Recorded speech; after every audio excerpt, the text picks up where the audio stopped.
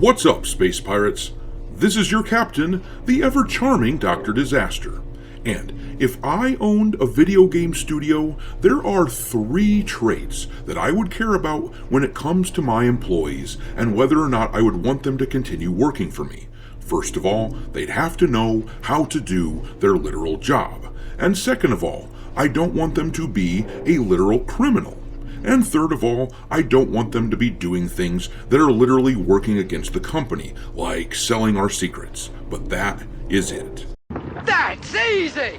Yeah, I wouldn't really care at all who my employees voted for. I wouldn't care if they were gay or not gay, and I certainly would not give a shit if they ever saw something like this. This chart, or wheel, or whatever the hell we're calling it, this represents the absolute pinnacle of corporate brain rot. The wheel of privilege is being forced on game devs right now, and imagine this. Someone actually took the time to put this shit together, and they actually thought they were going to help heal the world. Here I come to save the day. The brainiacs in the HR department for Behaviour Interactive apparently decided that showing this was going to help the employees at that company because, and I can't stress this enough, the HR departments at these corporations generally feature the worst employees in the world because they're not just worthless, they are many magnitudes worse than worthless because they are a constant drain on the companies that employ them. Not only do they waste people's time with absolute nonsense like this, but they train people to be feckless turds and progressive zombies. That is their literal job, and they all have a certain aura to them, don't they? So yeah, Behaviour Interactive, in case you didn't know, is behind the game Dead by Daylight, along with several others. They're subjecting their devs to this corporate nonsense. Those poor bastards have to sit through this garbage, so on their behalf, I'd like to vocalize what I'm sure they'd love to say when the HR Harpies start another one of their preaching sessions. It's what all of us think whenever these sewer creatures decide to open their mouths. Hey lady, shut up!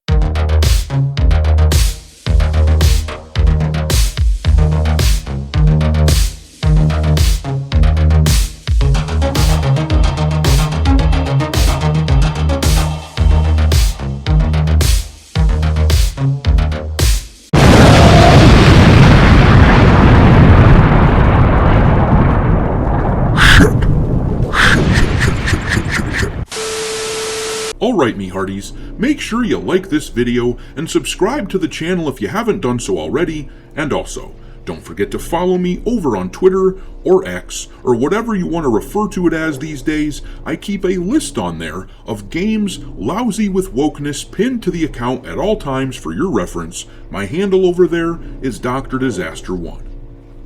But anyhow, let's dig into this garbage that's going on over at Behaviour Interactive, and while we're talking about it, I'm just going to play this clip of fan-favorite characters Tifa and Aerith in the background here, because we just know how much these sewer monsters that infest these HR departments, we just know how much they will appreciate images of gals who are much more attractive than them plastered all over the screen.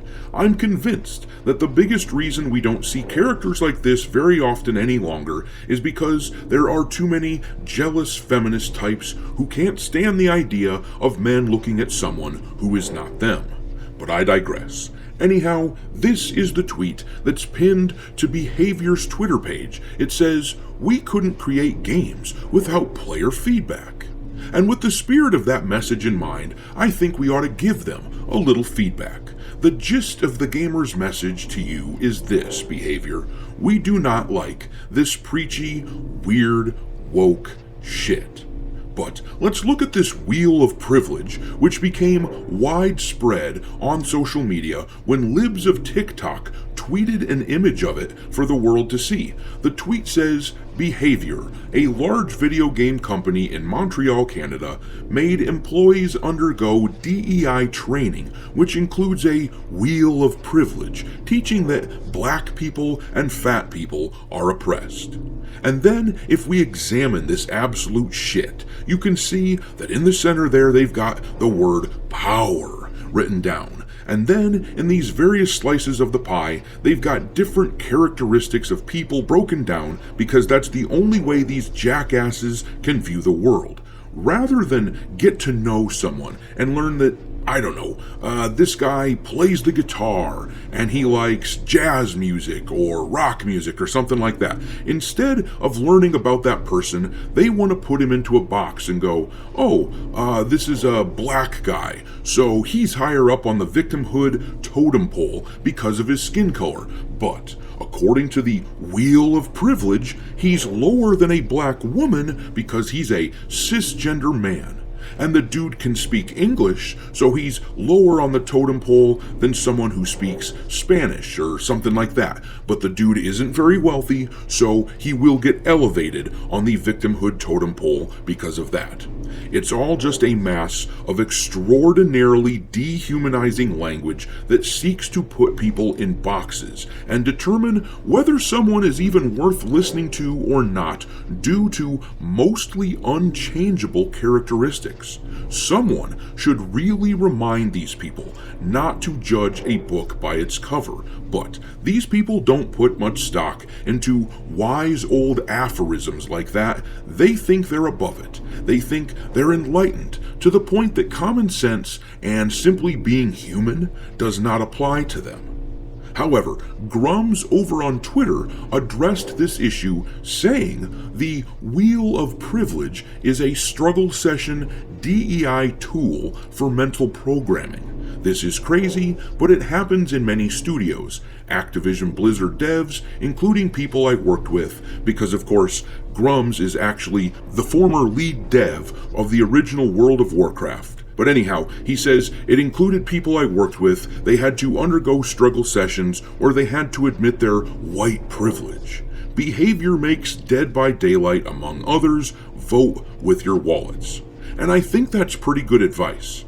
I think it would behoove gamers to avoid these games listed here. Behaviour Interactive is not going to change their behavior anytime soon, but I refuse to fund companies that don't like me, that judge me based on my skin color and other immutable characteristics like that. I refuse to fund companies like that. So, I recommend against buying any of these games featured in Grums' tweet, which were all made by Behaviour. Dead by Daylight is the only one that I recognize, but then you got the Casting of Frank Stone, What the Fog, Meet Your Maker, Islands of Insight, and Hooked on You. I'm going to add them all to my list of games that you should avoid. But I'm going to leave it there. What do you make of this whole situation? Drop your thoughts into the comment section below, and we will talk there. Thanks for watching, me hearties. If you haven't already, your captain is inviting you to subscribe to the channel and become a part of the crew. Life as a space pirate may not be glamorous, but there's always plenty